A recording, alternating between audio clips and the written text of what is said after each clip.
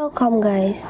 Hari ini aku akan membacakan kejadian aneh yang pernah terjadi. Biasanya disebut dengan paranormal experience. Nah, kejadian yang aku bacain ini adalah kisah nyata. Kisah ini diceritakan berupa tulisan yang diunggah ke beberapa platform di media sosial. It's storytelling time. Tamu tak diundang. Liburan Natal tahun 2017 lalu, kami sekeluarga pergi liburan ke Semarang.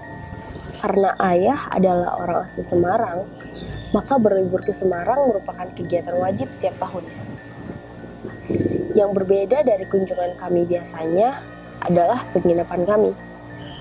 Biasanya kami memilih menginap di hotel baru yang letaknya di sebelah pusat perbelanjaan. Akan tetapi, tahun ini kami memilih hotel lama yang cukup ternama. Bangunannya megah. Perlu digarisbawahi bahwa hotel tersebut sudah direnovasi sehingga bangunannya tidak sekuno yang dipikirkan. Saat itu kami sampai di Semarang pada siang hari dan langsung menuju hotel terlebih dahulu untuk check-in dan menaruh barang bawaan kami. Sesampainya di hotel, kami tentu ke resepsionis untuk mengurus bagian administrasi dan serah terima kunci kamar. Karena kami bertiga, maka kami hanya memesan satu kamar deluxe. Kami diberikan kamar di lantai 7. Pertama kali membuka kunci kamar, kami menatap takjub pada kemewahan kamar kami. Warna lampunya berwarna kuning. Kamar kami cukuplah terang. Kamar juga terlihat bersih dan wangi, dengan pemandangan langsung ke kolam renang hotel. Sangat puas. Kami mulai membuka koper kami dan membereskan barang-barang yang perlu kami bereskan. Ibu adalah orang pertama yang selesai berbenah. Karena beliau cukup aktif bermain sosial media, ia mengabadikan kamar kami dengan mengambil beberapa jumlah gambar. Namun, entah kenapa, hasil jepretannya selalu buram. Tidak ada satupun gambar yang jelas. Saat itu, ibu hanya berpikir mungkin ada yang salah dengan settingan kameranya. Tak terlalu ambil pusing, ibu segera bergabung dengan kami yang sudah siap untuk destinasi kami berikutnya. Walau berlalu dengan cepat, malam pun tiba. Kami yang sudah lelah berkeliling tentunya ingin istirahat.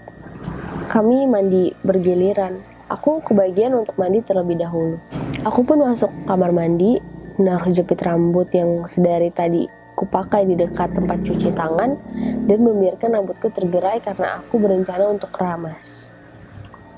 Di saat aku sedang mandi, tiba-tiba aku mendengar suara barang terjatuh. Tuk. Aku pun menoleh dan mendapati jepit rambutku terjatuh. Aneh, pikirku.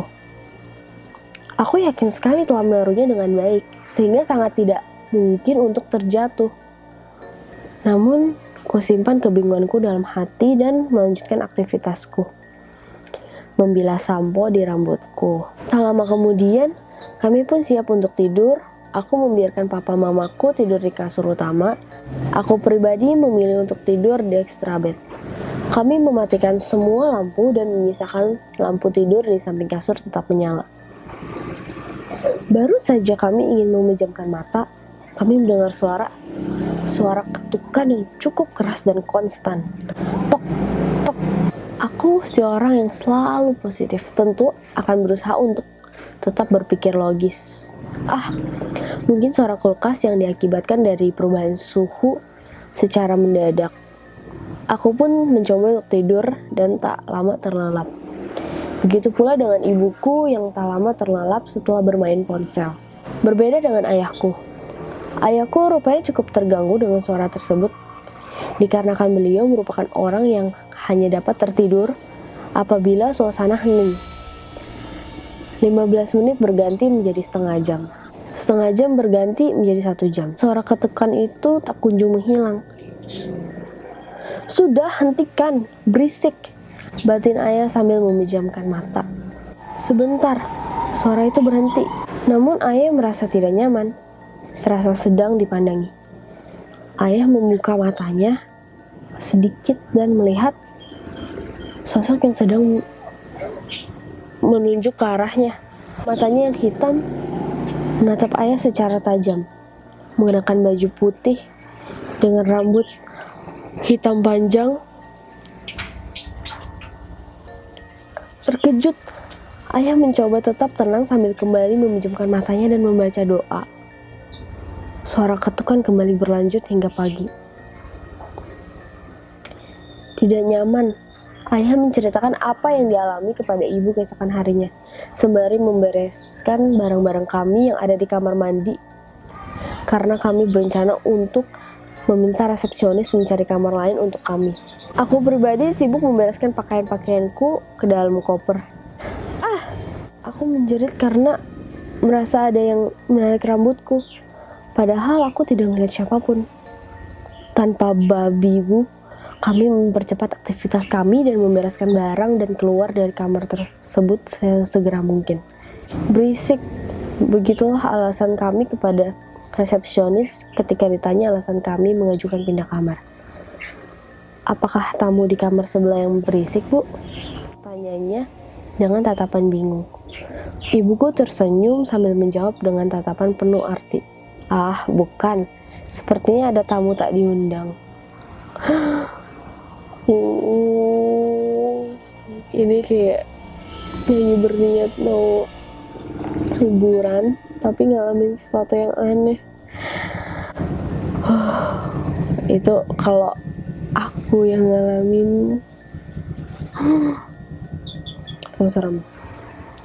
Dan ini tuh ditulis oleh Karina Jovi. Dan penulis ini berkata, penulis yang berusaha untuk tetap logis meskipun selalu digangguin saat liburan oleh makhluk yang enggak kelihatan.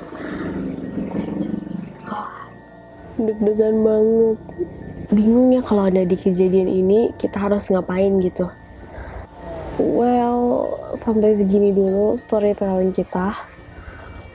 Sampai ketemu di storytelling paranormal experience selanjutnya. Bye.